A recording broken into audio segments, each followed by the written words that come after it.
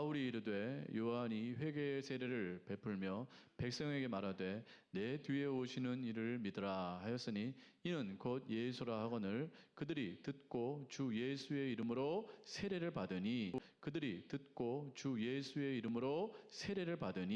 바울이 그들에게 안수함에 성령이 그들에게 임하심으로 방언도 하고 예언도 하니 모두 12사람쯤 되니라. 자, 오늘 세례와 성천에 대해서 함께 말씀을 나누겠습니다. 세례가 무엇이고 성천이 무엇인가? 오늘 세례를 받으시는 이혜지 자매님을 필두로 해서 앞으로 세례를 받으실 우리 대훈 형제님, 또 세례를 받으신 나머지 분들 오늘 이 말씀을 잘 들으시고 내가 받은 세례가 무엇인지를 말씀을 근거로 해서 잘 확인하시고 또 확증하시고 그렇게 나가셨으면 좋겠고, 성천은 무엇인지를 좀 생각을 해봤으면 좋겠어요. 오늘 같이 성천을 할 텐데 성천은 무엇인지 우리가 잘 증거로 삼았으면 좋겠습니다. 오늘 추수감사주일입니다. 그래서 성례주일로 지키는데요, 한 해 동안 베풀어 주신 하나님의 은혜에 대해서 감사하는 날이 바로 추수감사주일입니다. 감사는 능력입니다. 감사는 능력이에요. 감사할 때 능력이 나타납니다. 또 감사는 습관입니다. 감사는 습관처럼 길들여야 됩니다. 감사는 습관처럼 우리가 힘쓰고 애써서 길을 들여야 우리가 습관처럼 할 수가 있다는 것이죠. 그래서 우리가 감사를 하게 되면 더 큰 감사를 끌어올 수 있는 그러한 힘이 있다는 것이죠. 그러한 차원에서 이 감사는 능력이다라고 말씀을 드립니다. 예수님께서도 능력 행하시기 전에 감사함으로 기도하셨습니다. 주님, 이 능력을 행하신 우리 하나님 감사합니다. 이 감사의 기도를 선포하시고 나서 실제적인 그러한 능력을 행하셨다라는 것이죠. 죽은 자를 살려내셨다라는 것이죠. 그러므로 감사에는 반드시 능력이 있습니다. 감사는 하나님께서 더 큰 감사를 우리에게 주실 수 있게 하는 그러한 놀라운 능력의 요소가 있다라는 것입니다. 오늘 아침에도 제가 말씀을 살짝 들었는데 제 말씀과 비슷하더라고요. 믿음이 있어야 감사를 합니다. 또 감사하는 심령 가운데 믿음이 생길 수 있다라는 것이죠. 여러분, 감사도 믿음이 있어야 합니다. 여러분, 믿음을 가지고 감사를 하셔야 됩니다. 믿음이 없는 사람들은 감사를 안 합니다. 일반 사람들, 믿음이 없는 사람들, 일반 세상 사람들은 감사를 잘 못해요. 감사 운동도 있지만 그건 진짜 감사가 아니고 그냥 이게 넋두리일 뿐이지 어떤 것에 대한 넋두리일 뿐이지 진정한 하나님에 대한 감사가 아닙니다. 그래서 감사를 잘하면 믿음이 아주 강력하게 생기고 그 강력한 믿음 있는 사람이 이렇게 감사를 잘할 수 있다는 것이죠. 오늘 감사를 잘했으면 좋겠습니다. 습관처럼 길을 들여야 될 것 같아요. 감사하는 삶을 내가 습관화하겠다, 이런 마음을 단단히 잡수시고 감사하는 삶을 계속해서 살아나가셨으면 좋겠습니다. 그 감사하는 마음으로 우리가 오늘 세례와 성찬이 있는데요, 첫 번째 세례가 무엇인가를 살펴보도록 하겠습니다. 세례는 어떠한 사람이 하나님의 자녀가 되었다라는 것을 공증하는 날입니다. 공증. 우리 성도들 앞에서, 교회 앞에서 공증하는 날, 이게 바로 세례식이라는 거예요. 세례식. 그래서 오늘 그러한 날을 맞이해서 이혜지 자매님이 이제 세례식을 하게 되는데요, 일생일 때 가장 중요한 날이라고 할 수 있습니다. 생일도 중요하고 돌도 중요하고 회갑도 중요하고 징갑도 중요합니다. 그러나 이것은 다 인간의 생명을 기반으로 해서 만들어진 날들이죠. 그죠? 인간의 육신의 그러한 생명을 기준으로 해서 만든 날이에요. 그러나 이 세례하는 이 날은 영생을 기준으로 했습니다. 우리의 육신의 생명보다 더 중요한 것은 우리의 영혼의 생명이죠. 영혼의 생명. 그 영혼의 생명을 기념하여, 영혼의 생명으로 탄생된 날을 기념으로 하여 우리가 거행하는 이 날이 바로 세례식이라는 거예요. 그러니까 육신의 생명은 유한하잖아요. 길어봤자 100년 정도에서 끝마쳐지지만, 그러한 육신의 생명을 기반으로 해서 짠 그러한 여러 가지 생일, 돌, 회갑, 징갑, 여러 가지 것들을 아주 시끌벅적하게 하는데, 그것보다 더 중요한 것은 그것보다 100년보다 훨씬 긴 영혼의 생명, 그 영혼의 생명이 탄생된 이 날이 훨씬 더 중요하다라는 것이에요. 육신의 유한한 그러한 어떤 그 생명을 기리는 날보다 영원한 생명, 본 어게인한 영혼의 생명이 탄생된 이 날이 훨씬 더 중요하고 가치 있다라는 말입니다. 영혼이 탄생된 날이에요. 여러분 다 세례 받으셨지만 정말 중요한 날입니다. 그날은 진짜 여러분 기억하시고 또 기억하셔야 돼요. 몇 월 며칠 나는 영적으로 태어났고, 내가 영적으로 태어남으로 말미암아 나는 영원한 생명을 얻게 되었다. 유한한 생명이 아니고 영원한 생명이요. 100년 사는 삶이 아니고 영원히 사는 삶, 그 생명의 삶을 얻은 날이 바로 오늘이라는 것이에요. 그걸 기념하는 날이 오늘이라는 것입니다. 이게 어떻게 중요하지 않을 수가 있겠습니까? 뭐 회갑, 진갑, 뭐 팔순, 훨씬 그 날보다 중요한 날이 바로 이 세례의 날이라는 거예요. 여러분 기억하고 계세요? 몇 월 며칠 세례 받으셨는지 다 기억하세요? 반드시 기억하셔야 됩니다. 반드시 기억하셔서 그 날 되는 날보다, 그 날마다 오히려 내 생일보다 더 감격스러워하셔야 되고, 더 감사하셔야 되고, 더 그렇게 기뻐하셔야만 되는 것입니다. 세례식은 무엇인가? 세 가지로 말씀드립니다. 첫 번째, 세례는 언약식입니다. 언약식. 하나님께서는 항상 사람이나 어떤 민족을 부르시고 또 그들을 구원하시고 또 그들 가운데 놀라운 역사를 행하시고 반드시 언약을 세우셨습니다. 언약. 그래서 하나님의 사람을 부르고 반드시 하나님께서 행하시는 일은 언약을 맺는 거예요. 언약. 꼭 기억하십시오. 너무너무 중요합니다. 그래서 성경은 언약의 책이에요. 언약의 책. 구약, 신약 이러잖아요. 구약은 옛날 그 언약서, 이게 바로 구약이고, 신약은 새로운 언약서, 이게 신약이에요. 구약, 신약 이렇습니다. 그 언약서라는 거예요. 언약서. 성경은 뭐냐? 언약으로 된 책이다. 하나님께서는 하나님의 사람을 부르시고 반드시 언약을 맺으세요. 이건 틀림없습니다. 자, 첫 번째 사람 아담을 창조하셨죠. 그리고 언약을 세우셨습니다. 창세기 1장 27절, 28절 띄워주시면 감사하겠습니다. 시작. 하나님이 자기 형상 곧 하나님의 형상대로 사람을 창조하시되 남자와 여자를 창조하시고 하나님이 그들에게 복을 주시며 하나님이 그들에게 이르시되 생육하고 번성하여 땅에 충만하라.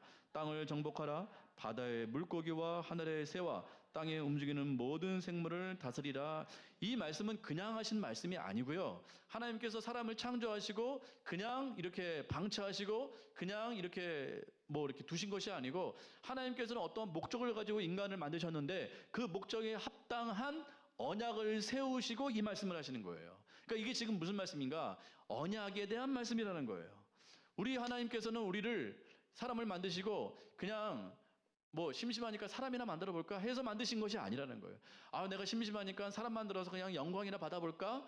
경배나 받아볼까? 이런 식으로 사람을 만들지 않으셨고 하나님께서는 정확한 목적과 뜻을 가지고 우리 인간을 만드셨고 그것을 선포하시고 말씀하신 것이 바로 이 언약식으로 말씀하신 말씀이라는 것입니다. 그것은 바로 뭐예요? 먼저 사람에게 복을 주셨다라는 거예요. 하나님께서 사람을 만드시고 그들에게 복을 주셨다는 것입니다. 이게 언약이에요. 그리고 뭐 하라는 거예요? 생육하고 번성하고 땅을 다스리라. 통치하라. 이게 하나님의 명령이라는 것입니다. 그러니까 언약 안에는 하나님께서 주시는 복이 있고요. 그 다음에 하나님께서 주시는 명령과 사명이 있다는 것입니다. 이게 언약의 내용이에요. 언약은 하나님께서 복을 주세요. 거기에 합당한 복을 주십니다. 그리고 그 복에 맞는 사명을 주세요. 아담을 만드시고 다시 말씀드립니다. 우연히 만드신 것이 아니고 심심해서 만드신 것이 아니고 하나님께서는 정확한 목적과 뜻을 가지고 만드셨는데 그 사람을 향해서 복을 주시고 언약을 맺으시는데 복을 주시고 그들에게 사명을 주셨다라는 것이에요. 복, 은혜죠. 은혜. 하나님의 은혜를 쏟아부어 주시고 그 다음에 그들에게 사명을 주셨다. 통치하고 다스려라. 하나님께서 말씀하셨다라는 것입니다. 이게 바로 언약이라는 것입니다. 자, 노아도 마찬가지죠. 노아. 하나님께서 다 쓸어버렸죠. 노아의 가족만 남기셨습니다. 그리고 새 창조를 하셨는데 그 새 창조의 언약의 내용이 창세기 9장 1절 똑같습니다. 아담의 언약과 똑같습니다. 창세기 9장 1절 9장 1절 띄워주세요. 시작.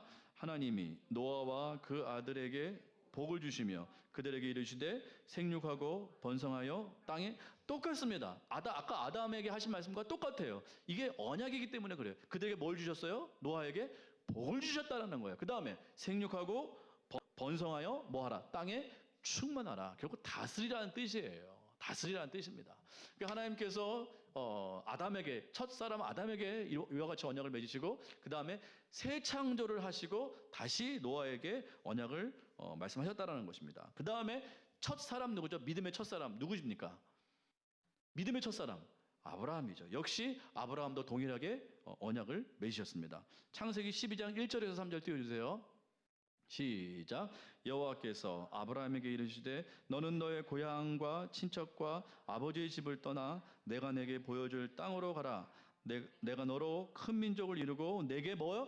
복을 주어 내 이름을 창대하게 하리니 너는 복이 될지라. 너를 축복하는 자에게 내가 복을 내리고 너를 저주하는 자에게는 내가 저주하느니 땅의 모든 족속이 너로 말미암아 복을 얻을 것이라 하신지라. 이게 똑같습니다. 하나님께서 첫 약속, 첫 믿음의, 첫 언약의 사람, 첫 민족의 사람, 그 아브라함을 부르시고 선택하여 부르시고 말씀하신 것이 뭐예요?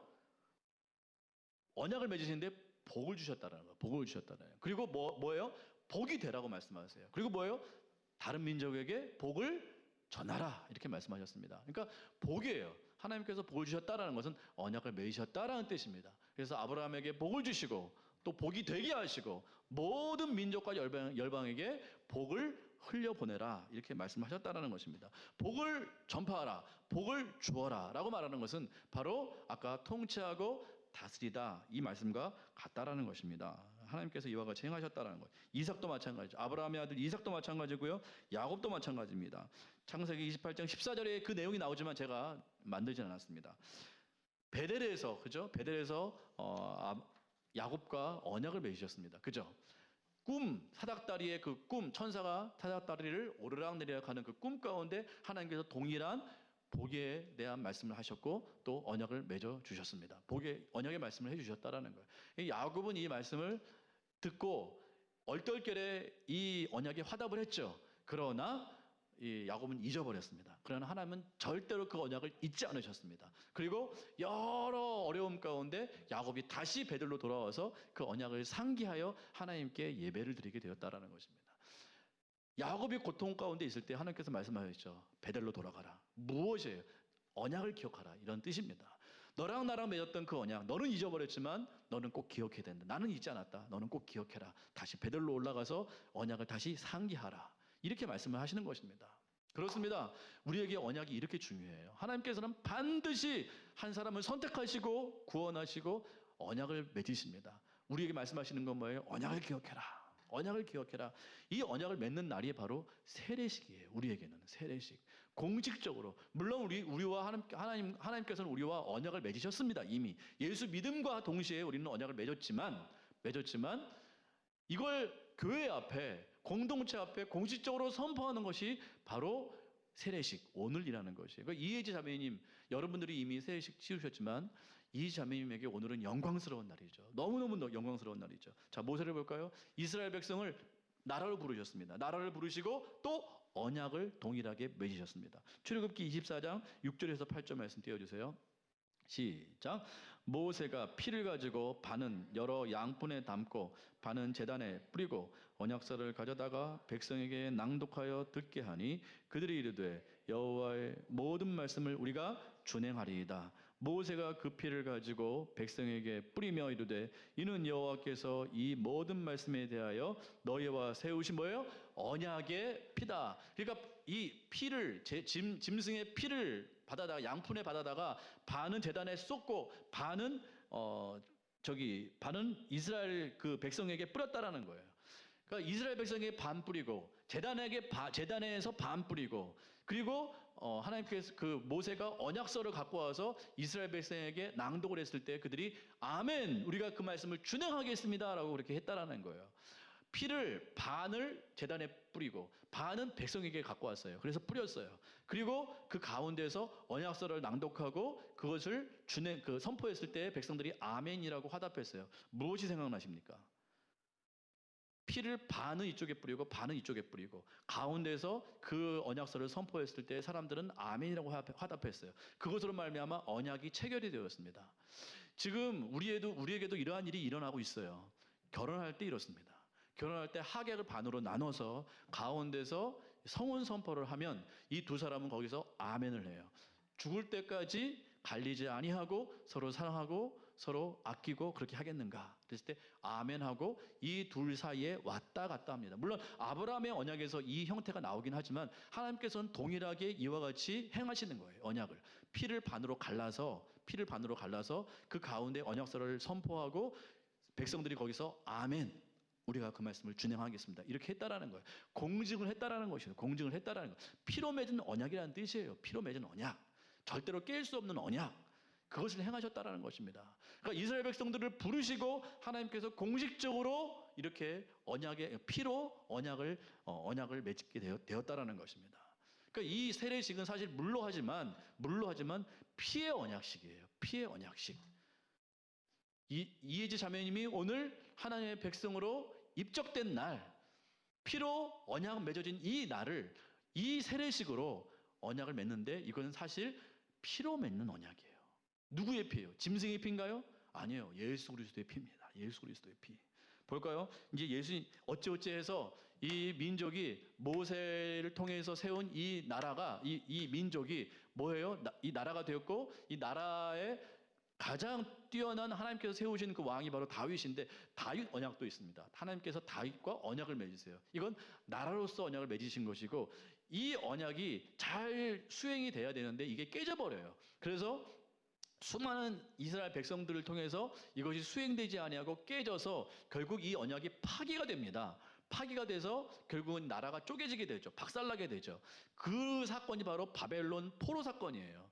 그 심판을 받게 되는 것이죠. 그 언약이 깨졌다는 뜻이거든요. 근데 언약이 깨져서 끝나는 것이 아니고 하나님께서 400년 동안 침묵하셨다가 더 강력한 언약을 들고 등장하셨습니다. 그 언약이 누굴까요? 네, 예수님께서 드디어 피의 언약을, 가장 확실한 피의 언약을 가지고 다시 등장하십니다. 십자가의 그 언약의 피인데요. 고린도전서 11장 24절 25절이 그 말씀입니다. 바울이 말하는 거예요. 너희가 하는 이 성만찬이 무슨 뜻인 줄 아니? 이렇게 말씀하시면서 이와 같이 말씀하시는 거죠. 자, 고린도전서 11장 24, 25 시작. 축사하시고 넘겨주세요. 11절 24장 24절 25절. 어디 갔군요. 아니구나. 부탁합니다. 시작. 축사하시고 떼어 이르시되 이것은 너희를 위하는 내 몸이니 이것을 행하여 나를 기념하라 하시고, 식후에 또한 그와 같이 잔을 가지시고 이르시되 이 잔은 내 피로 세운 새 언약이니 이것을 행하여 마실 때마다 나를 기념하라. 그러니까 바울이 고린도 이 사람들에게 예수님께서 이와 같이 말씀하셨다라고 지금 말하는 거예요. 그것을 우리가 기념하여 지금 이 성만찬을 하고 있다라고 이 고린도 사람들에게 말을 하고 있다라는 것입니다. 보세요. 새 언약의 피라는 거예요. 지금 우리가 하는 이것이 바로 새 언약의 그 피다. 그리고 이것을 마실 때마다 우리 예수님을 기념해야 된다라고 지금 말씀을 하고 있다라는 것입니다. 그렇습니다. 이 성만찬, 이것은 바로 그러한 놀라운 새 언약의 그 시기라는 것이죠. 예수님께서 아까 말씀드렸듯이 이스라엘 백성들이 이 피의 언약을 잘 지키지 못했어요. 그래서 실패했습니다. 그래서 멸망을 당하게 되었죠. 심판을 받게 되었습니다. 근데 하나님께서 400년 동안 침묵하셨다가 갑자기 예수 그리스도를 우리 가운데 보내셔서 언약의 피를, 그 언약의 피로 우리와 함께 언약을 맺어 주셨는데, 그게 바로 십자가의 피였고, 그 십자가의 피를 기념하여 이제 사람들이 모여서 성만찬을 하게 되었다라는 것입니다. 그리고 이 떡은 뭐예요?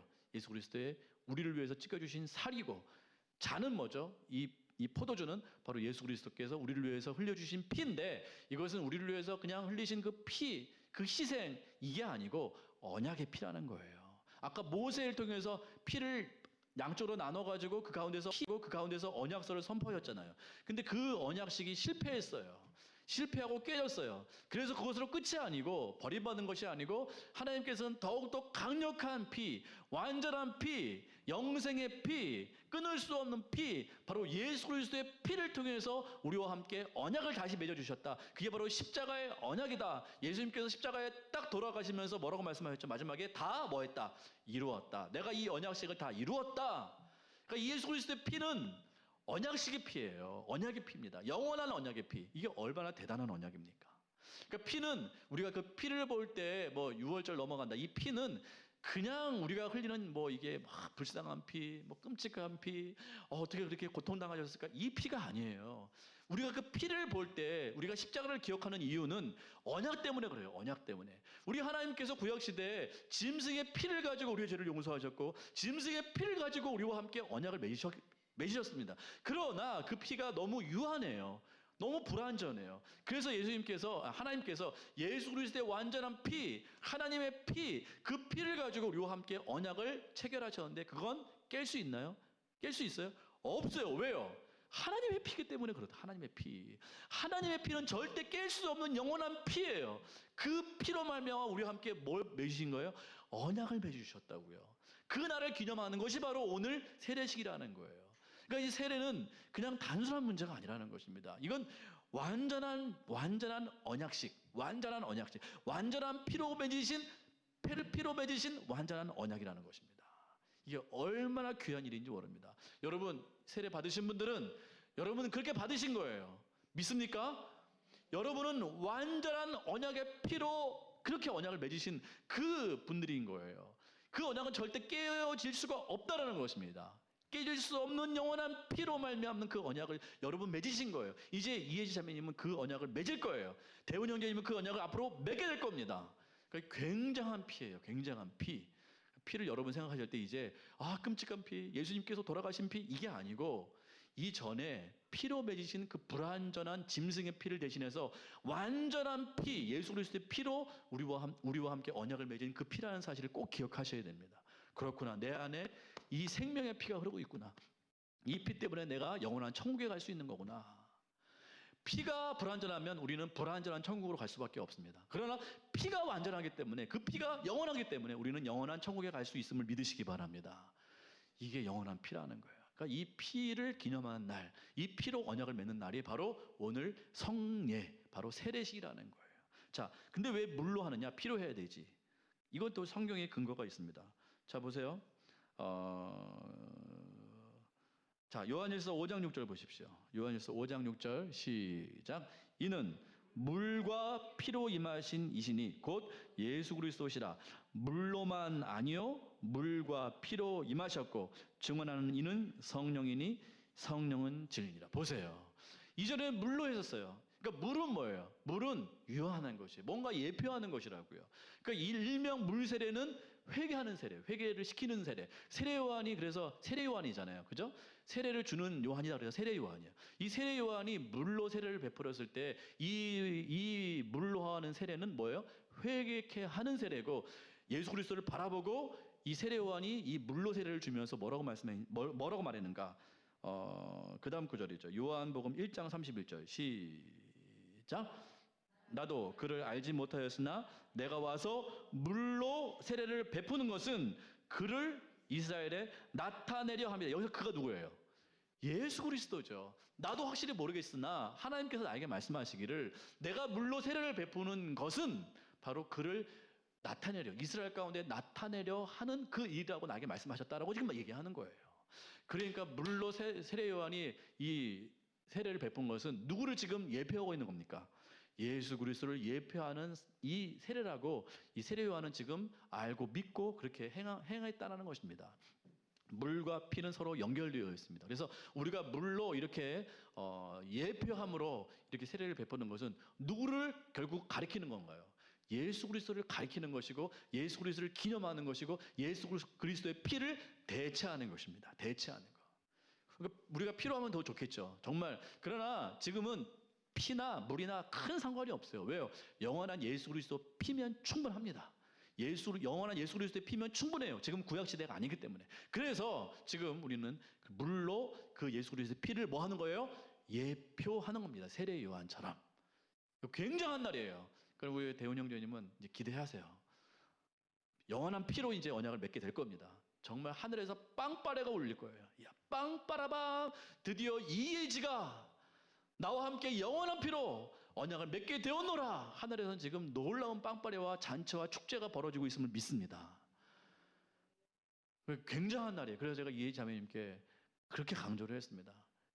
일생 영원한 이 삶을 포함해서 가장 복된 날, 가장 영광스러운 날 바로 세례식이다. 일생에 한 번밖에 없어요. 생일은 돌아오지만 이 세례식은 돌아오지는 않습니다. 일생에 한 번 받는 거예요. 영광스러운 이 날이라는 것입니다. 자, 두 번째 무슨 날인가? 세례식은 거듭난 날이다. 그래서 원래 세례는 침례예요. 그래서 뭐 이 침례 이 교회에서는 침례가 맞다 그래서 침례 요한 그러는데 세례나 침례나 똑같은데 원래 세례는 물에 잠겼다가 나오는 것이 세례입니다. 그래서 물에 잠겼을 때 내가 죽었고 물에서 나왔을 때 다시 살아났다라는 것을 의미해요. 그래서 우리가 세례를 받을 때는 사실 물에 들어가는 것이 맞습니다. 그래서 이해자매님이 물에 들어갔을 땐 이해자매님의 옛 성품은 죽었다. 나의 옛 본성은 죽었다. 나의 세상의 모든 것들은 다 죽었다라는 것을 의미하고 그 물에서 나왔을 때 나는 새롭게 살게 되었다. 예수 그리스도의 사람이 새롭게 되었다. 고린도후서 5장 17절 말씀 읽으시겠습니다. 시작. 그런 중 누구든지 그리스도 안에 있으면 새로운 피조물이라. 이전 것은 지나갔으니 보라. 이 말씀인 것이죠. 이 자매님이 세례를 받았을 때 옛 것은 옛 성품, 세상에 속해 있던 모든 것들은 다 이제 죽고 새로운 피조물로 다시 태어나게 되는 날이 바로 이 세례식이라는 것입니다. 그래서 이 자매님은 선포하셔야 됩니다. 나는 나의 모든 옛 사람은 죽었다. 나는 이제 예수 그리스도 안에서 새로운 사람이 되었다라고 선포하시길 바라겠습니다. 새로운 사람이 되었음을 축하합니다. 자, 세 번째 무슨 날인가? 하나님의 가족으로 입적된 날이 바로 세례식입니다. 공식적으로 입적된 날이에요. 하나님께서 예수님에게도 물 세례와 또 성령 세례를 주셨습니다. 우리 예수님께서도 물 세례를 받으셨어요. 그리고서 하늘에서 무슨 소리가 들렸습니다. 마태복음 3장 16절 17절 시작. 예수께서 세례를 받으시고 곧 물에서 올라오실 때 하늘이 열리고 하나님의 성령이 비둘기같이 내려 자기 위에 임하심을 보시더니 하늘로부터 소리가 있어 말씀하시되 이는 내 사랑하는 아들이요 내 기뻐하는 자라 하시니라. 예수님께서 세례를 받으셨다라는 거예요. 앞에 16절 보세요. 예수께서 세례를 받으시고 물에서 올라오실 때 성령이 예수님에게 오셨다라는 것입니다. 성령 세례를 더해 받으셨는데 그 물 세례를 받았을 때 하늘에서 소리가 났는데 하나님께서 말씀하시는 거죠. 뭐라고 말씀하셨나요? 예수님을 향하여 이는 내 사랑하는 아들이요 내 기뻐하는 자가. 내 가족이란 뜻이에요. 내 아들이란 뜻입니다. 그러므로 지금 예수자매님이 세례를 받고 물에서 올라왔을 때 하늘에서 무슨 음성이 들릴까요? 이는 내 사랑하는 딸이요 내 기뻐하는 자다. 하나님의 가족이 되었다는 뜻이에요. 하나님께서 예수님명에서 그 예수님께서 세례를 받으셨을 때 하신 그 말씀은 다른 말씀이 아니에요. 내가 너에게 능력 주노라. 내가 너에게 기적을 베푸노라. 내가 너를 어떻게 하겠노라. 너를 부자를 만들어 주겠노라. 이런 말씀하신 것이 아닙니다. 예수님께서 물세례를 받고 하늘에서 성령으로 그 성령 충만을 받으실 때 하나님께서 하신 말씀은 딱 한 말씀이었습니다. 네가 바로 내 아들이다. 이 말씀이에요. 오늘 하나님께서 우리 예의자매님이 물세례를 받을 때 하늘에서 그 음성이 들리기를 간절히 소망합니다. 이는 내 사랑하는 딸이다. 내가 이 예지를 가장 뭐한다? 기뻐한다. 최고의 말씀이에요. 최고의 말씀. 내가 예지를 가장 사랑하는 내 딸로 인정하노라. 오늘에 바로 그것을 공증하는 날이다. 이렇게 말씀하시는 거예요. 얼마나 놀라운 날입니까? 이제 이 자매님은 세례를 받음과 동시에 하나님께서 가장 기뻐하고 가장 예뻐하고 가장 사랑하는 그러한 딸이 된 것을 믿음으로 선포합니다. 네, 그렇습니다. 얼마나 아름다운 날입니까? 하나님의 귀한 딸로 입적된 것을 축하합니다. 자, 그러면 성찬은 무엇인가? 우리가 왜 포도주와 빵을 이렇게 나누어야 되는가? 첫 번째, 우리 성찬은 무엇인가? 우리를 구원하신 그 구원의 날을 기억하는 거예요. 우리는 세례 받았지만 세례를 기억하나요? 기억 못해요. 십자가의 그 은혜를 기억 못한다고요. 이걸 다시 회귀시키는 날이 바로 성찬이라는 것입니다. 누가복음 22장 19절에서 20절. 아까 사도 바울이 했던 그 말씀입니다. 예수님께서 하신 말씀이죠. 누가복음 22장 19절에서 20절 시작. 또 떡을 가져 감사기도 하시고 떼어 그들에게 주시며 이르시되 이것은 너희를 위하여 주는 내 몸이라. 나를 기념하라 하시고 저녁 먹은 후에 잔도 그와 같이 하여 이르시되 내 피로 세우는 새 언약이니 곧 나를 위하여 붓는 것. 그러니까 예수님께서 십자가를 지시기 전에 하신 거예요. 그러니까 희한하게 십자가를 지시기 전에 미리 성찬식을 하셨어요. 자, 내가 이 잔을 주는데 이건 내 피야. 이걸 받아 마셔. 이건 뭐예요? 새 언약의 피라는 것이에요. 그러니까 예수님께서 그 십자가를 지시기 전에 미리 지금 기념하셨고, 기념하라고 말씀하셨고, 또 그 성찬식을 거행하시고, 사도 바울을 비롯한 그 초대교회 사람들은 또 그것을 기억하여 실제로 그렇게 성찬식을 했다라는 것입니다. 목적은 하나예요. 예수님께서 행하신 그 새 언약의 피를 뭐 하는 거예요? 기념하는 겁니다. 기억하여 기념하는 거예요. 이게 성찬식이에요. 그러니까 세례 받으신 분들은 이게 세례가 매일 있으면 좋겠는데 그렇지 않잖아요. 세례를 받은 그 은혜와 감사와 감격을 성찬을 통하여 뭐 하라는 거예요? 다시 기억하고 그 날을 기념하라는 것입니다. 그러니까 성찬을 받을 때마다 십자가로 내가 구원받은 사실, 끊을 수 없는 예수 그리스도의 피로 말미암아 언약 맺은 그 놀라운 구원의 날을 기념하라고 지금 말씀하고 있다라는 것입니다. 그 감사와 감격을 기억하셔야 돼요. 그래서 그와 같이 말씀하셨다라는 것입니다. 꼭 기억하시기 바랍니다. 두 번째, 왜 우리는 성찬을 해야 되는가? 왜 빵과 포도주를 마셔야 되는가? 연합하기 위함. 예수님의 피와 살을 먹는다라는 것은 예수님과 뭐 한다? 연합한다라는 뜻이 있습니다. 요한계시록 3장 20절 띄워주세요. 요한계시록 3장 20절. 시작. 볼지어다 내가 문 밖에 서서 두드리노니 누구든지 내 음성을 듣고 문을 열면 내가 그에게로 들어가 그와 더불어 먹고 그는 나와 더불어. 그러니까 예수님을 영접하면 예수님께서 그 사람에게 들어가서 그 사람과 함께 먹고 마시고 교제하겠다라는 거예요. 근데요, 이 십자가를 통해서 어떠한 우리 가운데 교제가 일어났죠? 예수님을 먹고 마시는 교제가 일어나게 되었다라는 것입니다. 예수님을 우리가 먹고 마시는 거예요. 예수님의 몸을 먹고 예수님의 피를 마시는 완전한 교제가 일어나게 되었다라는 것입니다. 그러니까 예수님과 함께 뭘 먹고 마시는 것이 아니고 예수님 자체를 먹고 마시는 완전한 연합과 교제의 역사가 일어나게 되었다라는 거예요. 이게 바로 예수를 믿는 놀라운 복이라는 것입니다. 놀라운 복. 그 복을 다시 우리가 기억하여 행하는 것이, 실제적으로 행하는 것이 바로 성찬식이라는 거예요. 그러니까 예수님의 몸을 우리가 먹을 때, 떡을 먹을 때 예수님을 몸을 먹게 되는 것이고, 우리가 잔을 받아 마실 때 예수님의 피를 마시게 되는 것입니다. 이럴 때 예수님과 함께 실제적인 놀라운 연합과 교제가 일어나게 되는 것입니다. 그렇구나, 내 안에 예수님의 몸이 들어와서 나와 교제하시는구나. 내 안에 예수님의 피가 들어와서 완벽한 하나가 되어서, 완전한 하나가 되어서 예수님과 함께 교제하는 것이구나 라는 것을 우리가 깨닫게 되는 것입니다. 자, 세 번째, 우리가 하나님의 가족이 되었고요. 아까 가족이 됐다고 그랬잖아요. 하나님의 가족이 된 것과 우리가 한 형제라는 것을 다시 한번 선포하는 것이 바로 성찬입니다. 고린도전서 11장 27절 말씀. 27절 시작. 그러므로 누구든지 주의 떡이나 잔을 합당하지 않게 먹고 마시는 자는 주의 몸과 피에 대하여 죄를 짓는 것. 성찬식을 말하는 건데, 성찬식을 할 때 이 아주 중요한 이 의미 중에 하나는 우리가 한 공동체가 되었음을 나타내는 것이라는 거예요.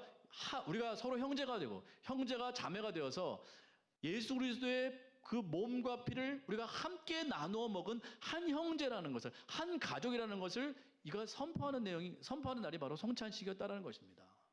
그러니까 우리 성찬식을 할 때는 그렇구나, 우리가 예수 그리스도, 우리의 머리이신 예수 그리스도, 우리의 아버지가 되신 예수 그리스도, 그분의 몸과 피를 함께 먹고 마신 한 형제, 한 자매라는 것을 우리가 이렇게 나타내는 날이 바로 성찬식이라는 거예요. 그러니까 우리가 이 떡과 잔을 마실 때, 그렇구나, 우리는 한 형제구나, 예수 그리스도의 몸과 피를 함께 받은 한 형제구나라는 것을 우리가 선포한다라는 것이죠. 근데 안타깝게 고린도 교회는 그걸 행하지 못하고 서로 싸웠어요. 서로 분열했어요. 그러니까 성찬식 하면서도 싸웠어요. 어떤 사람은 먼저 와서 먹고 어떤 사람은 음식이 없으니까 못 먹고, 이러한 분열이 일어나니까 사도 바울이 말하는 거예요. 야, 성찬식이 원래 뭐 하는 날이냐? 우리가 한 몸, 한 피를 받은 그러한 형제를 나타내는 그러한 날이 아니냐? 근데 너희가 어찌하여 분열하여 서로 싸우고 서로 차별하고, 어떤 사람은 먼저 와서 먹고 어떤 사람은 음식이 없어가지고 나 못 먹고, 이러한 일이 어떻게 일어날 수 있느냐? 그렇게 하지 말아라. 이 성찬식은 한 몸, 한 형제 된 그러한 날을 기념하는 날이다. 이렇게 말을 하고 있다라는 것입니다. 그러므로 우리가 이 성찬을 받을 때 우리는 뭐예요? 한 가족이 되었음을 선포하고 인정하고 나누고 누리는 날인 것을 믿습니다. 우리는 한 형제예요. 왜요? 한 피를 받았기 때문에. 원래 한 피를 받으면 한 가족 아닙니까? 그렇잖아요. 왜 우리가 서로 형제 자매 싸우면서도 왜 그렇게 함께 지냅니까? 왜 가족으로 지냅니까? 한 피를 받았기 때문에 그래요. 근데 그 피보다 더 강력한 피인 예수 그리스도의 피를 함께 받은 우리가 한 형제고 한 자매라는 것은 너무나도 당연한 일이고 너무나도 귀중한 일이라는 것이죠. 그러므로 우리가 이 성찬을 행할 때 그렇구나 꼭 기억하십시오. 아, 우리가 한 형제구나. 분열하면 절대 안 됩니다. 서로 싸우면 안 되고 서로 질투하면 안 되고 서로 시기하면 안 돼요. 물론 어려울 때도 있겠죠. 그러나 우리는 한 피 받은 한 몸입니다. 한 피 받은 한 몸이에요.